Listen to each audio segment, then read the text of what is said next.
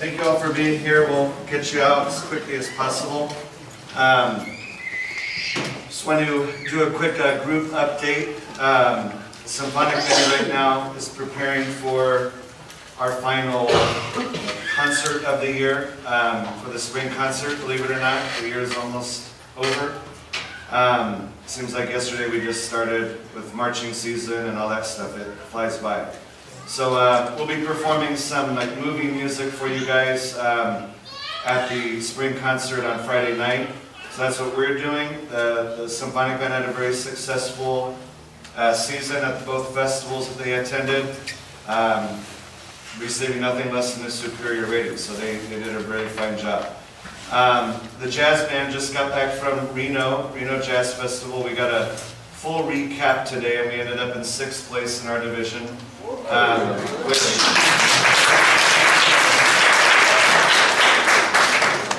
If you've never been to the Reno Jazz Festival, it's pretty amazing. I'd say there's probably about 10 to 15 different venues going on at all times throughout their university. It's held at the University of Nevada, Reno. An amazing campus, and they have great facilities for the bands to play in, and some amazing elementary or middle school jazz bands, and college and high school jazz bands. So kids had a great time, clinicians, clinics all through the day. So they had a great time, and we're happy that we got another chance to go. The jazz band also did the Workman Jazz Festival the week before that, where they ended up in 1st place in their division, the advanced division. Then on Saturday, there will be a little bit of an update to the itinerary. The festival host asked that we go on a little bit later, so we went at 6 o'clock now at Mount San Antonio College on Saturday. But I'll update the itinerary tomorrow with that. Also, some exciting news is every year we do a concert at the end of the year with the Sierra Vista Middle School Jazz Band, and we try to get a guest artist every year. And this year, our guest artist is the teacher from Mount San Antonio College. His name is Jeff Elwin. He's a tenor saxophone player, so he'll be playing with us, and you won't want to miss that concert. But both us and the middle school, so that'll be kind of cool. The Color Guard ended their year really well. They ended up going to championships for the first time in several years, so we're really proud of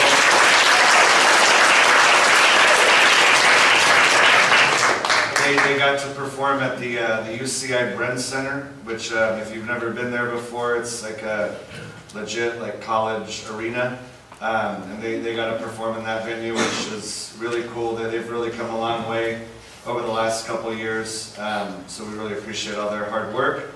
And then, as most of you have heard, the percussion ensemble finished their season 2 or 3 weeks ago at Citizens Bank Arena in Ontario, and they won the Scholastic A Division. So they.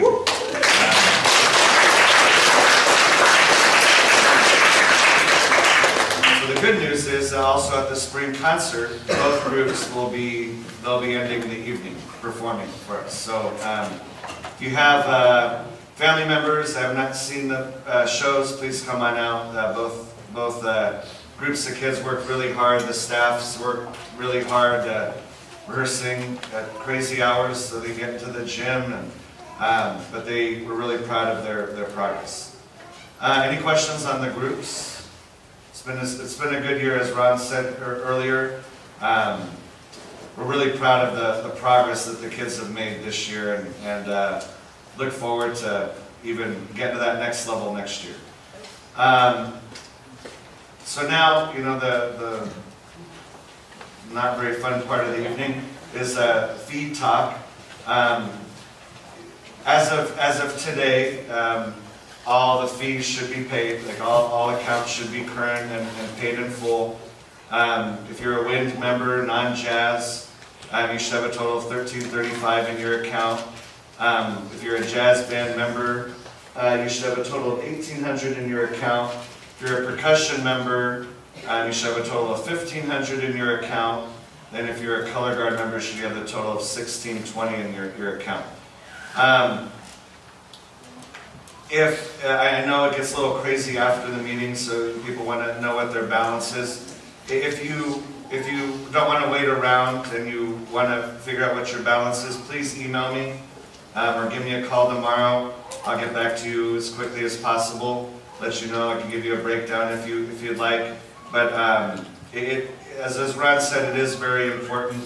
I'm not sure if they mentioned this or not, but if I'm not mistaken, I believe we have to dip into our reserve account this month to pay for our staff. Is that right? Yeah. So the reserve account is there for like an emergency, replacing instruments, emergency repairs, things like that. We really want to keep that that emergency reserve account at least at $10,000 at all times. But in emergencies like this, we have to take care of our people. And the staff work above and beyond every year, and payroll is due today, so we had to dip into that account a little bit. So that's something we never want to do, but it was necessary, unfortunately, this month. But if you have any questions regarding your individual account, please, I'm here. You can get in touch with me either by email or phone, and I'll be happy to get right back to you. Any questions on fees? Just overall question, like I just wondered Why? Why? what's going on? Well, it's just a lot of reasons. For many years, I mean, if we're being like really honest, we aren't allowed, and we will never say, Billy, you can't be in band because you can't afford to pay the fees. Which is why we offer the fundraising, to kind of offset that, which is something we're going to talk about a little bit more tonight. Next year being a travel year as scheduled, fundraising is going to be even more important. So we want your ideas. If you have experience running a fundraiser that you've had a lot of luck with, please, as much information as you possibly have, give that to us. We're in the process right now of setting our fundraising schedule for next year, and we want to at least do one a month. That way, everybody can participate. But it's for a lot of different reasons. I've said this to the kids before. My daughter is very active with softball and drama and things like that, and music. And whenever the organization, like I wouldn't be able to afford to pay this band fee. I wouldn't be able to do that as a monthly installment. It would be something I would have to raise, do the fundraising, take advantage of the fundraising. So, we just hope that everybody takes advantage of that and understands the fact that, especially based off of the success of the group over the last several months and this year overall, that it is important. That it is something that we all want our kids to be involved with, that it's a good place for our kids to be, that it's a worthwhile experience for the kids. And if we can all agree on that, I think that, doing those extra fundraisers and things like that, it sucks. I mean, nobody wants to do fundraising. Nobody does. Nobody wants to not have to collect stuff for the Goodwill fundraiser and then bring it to South. That's hard work, right? But it's something that's necessary if we want to continue to offer, the color guard wants more staff, and right now I have to tell them that I don't think we can afford more staff. Percussion wants more staff, the visual team wants more staff, and I have to tell them, we're tapped out right now.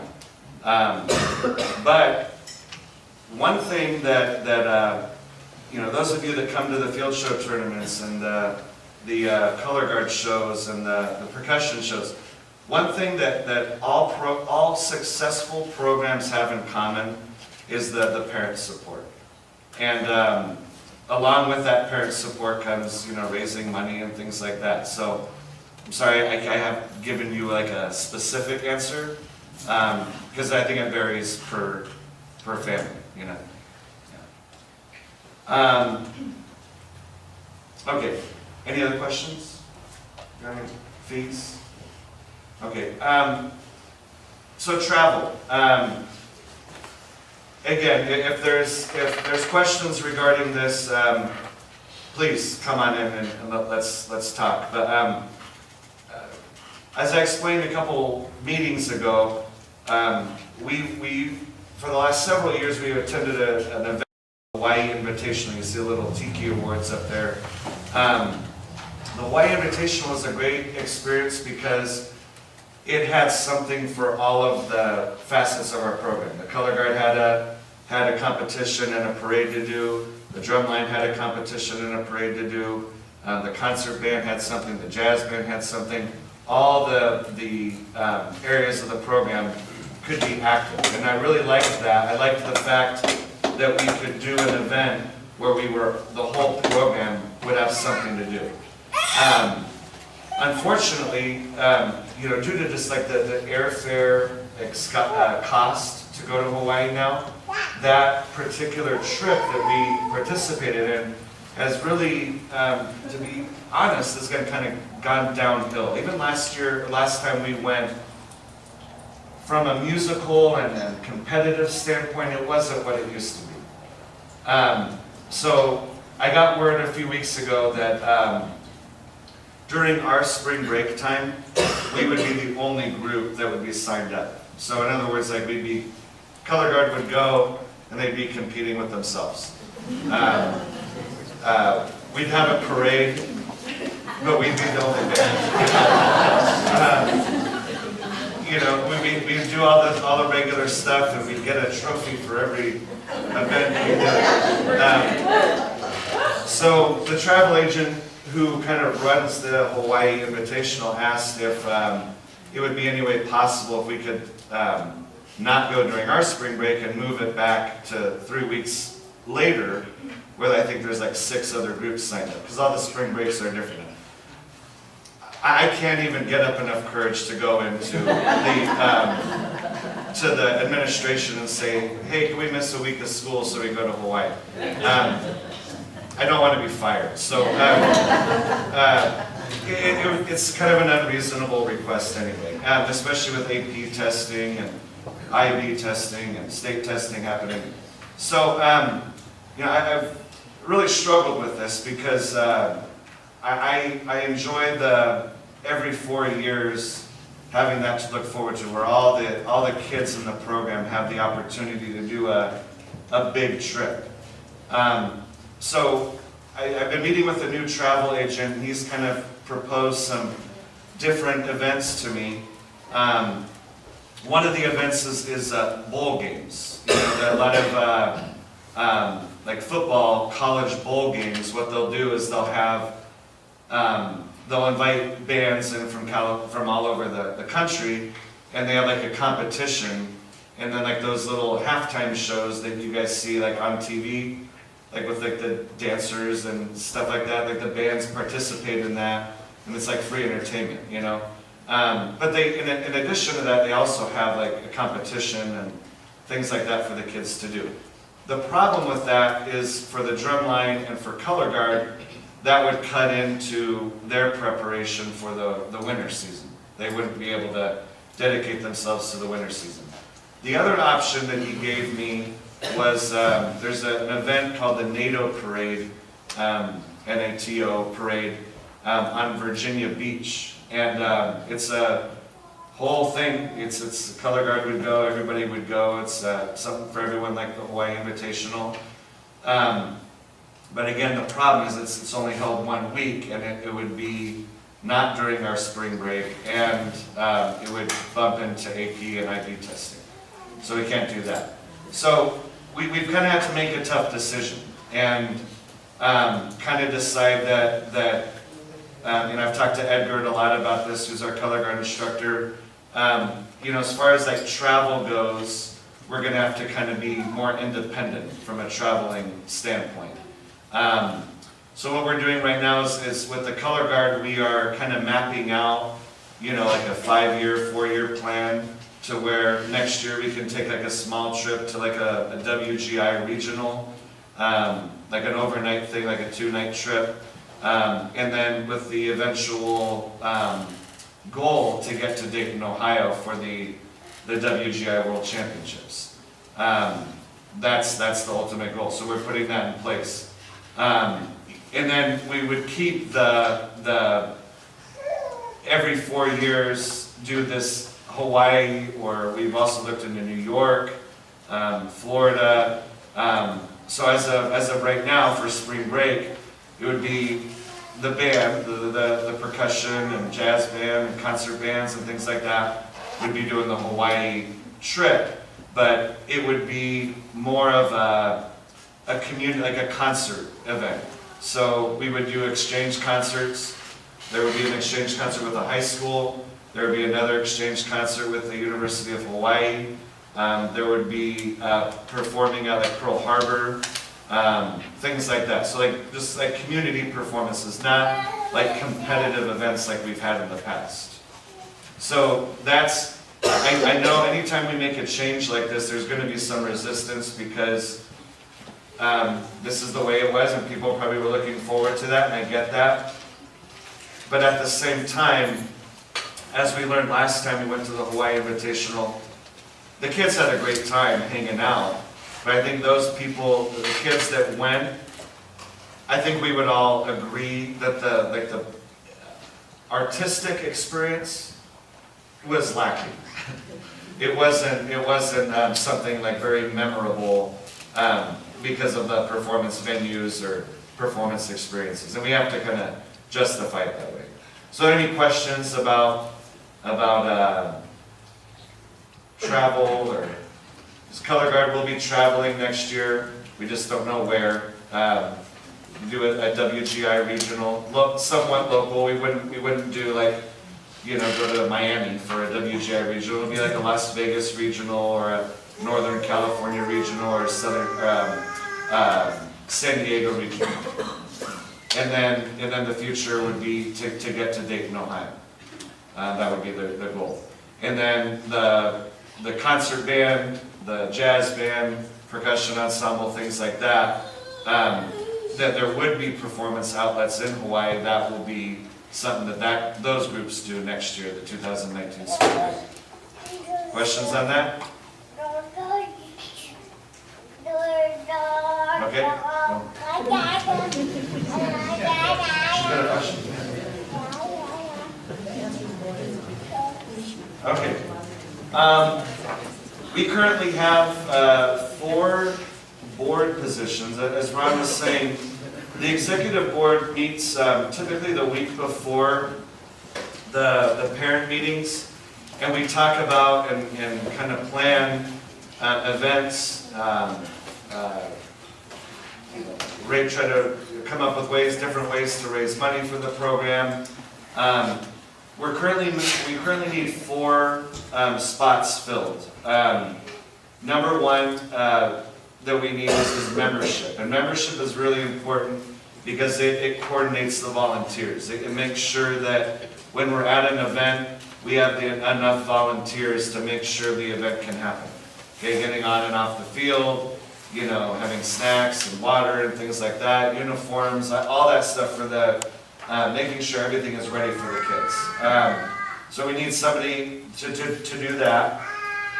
We also need a color guard representative, and the color guard representative's job would be a parent that works directly with the staff, the color guard staff, to also arrange like chaperones, make sure there's somebody on the bus, and make sure that everything is set up for competition day, and things like that to help the color guard out. Sonia does the same job for percussion. Like what are some of the things that you did? Just like coordinating that, making sure we have enough volunteers to push the equipment off, on and off the field or the gym. Yeah, which is the same for color guards. As if you went to the shows, you'll see that getting props on and off the floor takes a lot of man and woman power. Good. Sorry. Just making sure we have like the drivers, we have the bus chaperone, and that we have water for the kids after they're done performing. So, Pretty much just communicating with the parents and the instructors and whatever needs to be passed pass on from the instructors to the parents and vice versa. So we really would like to fill that colored representative role. The other position that we need is social media. Social media is Instagram and Facebook. Taking pictures, getting the pictures online, so people can see what's going on. Also putting the newsletter, like the messages from the weekly emails online, just as many ways possible to keep people informed. So if you're interested in that, please see me as well. And then other Sonia Baruman. Yeah. She's currently doing it, so she can tell you a lot more about it, I'm sure, right? Yeah, if you're interested, you can come to me or my information's online. You can also reach out to me through email or my phone number, and I'll be happy to let you know more about it if you're interested. And then despite what she says, I'm not. I'm just she thinks I don't like that. I don't like her photography, but I love your photography. I love it.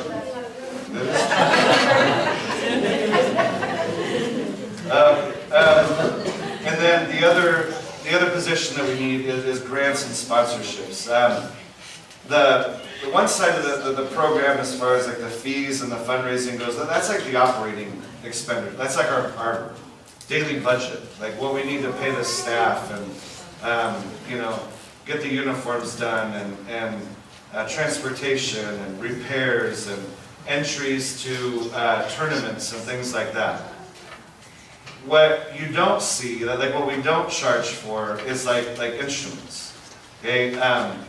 And this position, this grants and sponsorship position, is to kind of work with companies and work on grants to really push for new instruments. Right now I have a wish list put together. I can't remember what the total is, like $180,000 of new instruments that we need. That just, I'm not trying not to joke about this when I say this, but some of the instruments that we currently have are in such poor condition. It's kind of embarrassing that, like, asking our kids to play, like, I know with Barry sax, they're just in bad condition. Some of our percussion equipment, we only get across the color guard floor cart, just shattered. Luckily, the time that they needed it, but like. We really, this area, this grants and sponsorship position is designed to like really go after those, like the corporate funding, the grants, things like that, money that we can use to replace instruments. And like I said, I think that wish list is like $180,000, and it's not even a lot. You'd expect like 3 pages. It's like 3/4 of a page just listed. Instruments cost a ton of money. Like a ridiculous amount of money. I think like one marimba is like $5,000 to $8,000 depending on whatever you want to purchase. So it's pretty hefty. So that's the fourth spot. So membership, grants and sponsorships, guard representative, and social media. If you're interested in any of those positions, please see me. Give me a call, send me an email, and we can talk more about it. I know it's kind of daunting, like jumping in and trying something new like that. I get it. It's scary. You don't want to overcommit yourself and things like that. But like I said earlier, I hope that people see like how passionate people are about the experience that we're giving the students here. I can't believe that next year is going to be my 20th year here. And I cannot believe that, it's gone by so quickly. I remember starting this job in 1999 and then being 100% honest with you, thinking full well that this was going to be a kind of a stepping stone position. That I was going to be here for 2 or 3 years, show that I can do a good job and then move on to something else. And through 2 or 3 years rolled along, and some things were happening, and some good things were happening. So 4 and 5 years happened, and some other good things started happening, and then pretty soon, you know, a lot of great stuff was happening.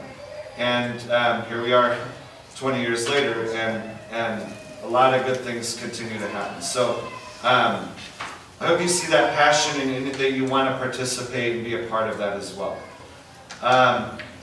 The calendar for next year is slowly being updated. I like to get it out as quickly as possible. The problem right now is that we're waiting on hearing back from like the organizations that host the events, like WGASC and SCPA and WGI and all that stuff, that we need them to publish their dates so we can decide which shows that we're going to. So some of it, like most of the summer stuff is already updated on the calendar. You can go home tonight and check that out.